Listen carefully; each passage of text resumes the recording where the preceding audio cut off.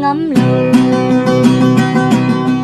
tung tốt lên để ăn việc về đi choan một chú hôn về viêu to hết tiếng lên lên một ngày đi chuan hết ta lên ta tận nhà đó dây lâu vang cô ăn đi lâu là bên tôi tết chu cà treo mà xe mù cái in en na cái lắc lối lâu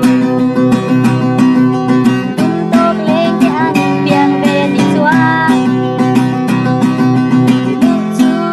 hôn về viêu to hết tiếng reng lên một ngày đi choan hết ta lên ta thật nhớ đó để khá dư tuling cái tay đó apoye anh dư lệ đó đi la asa tha đi choan một cái in em na cái van đua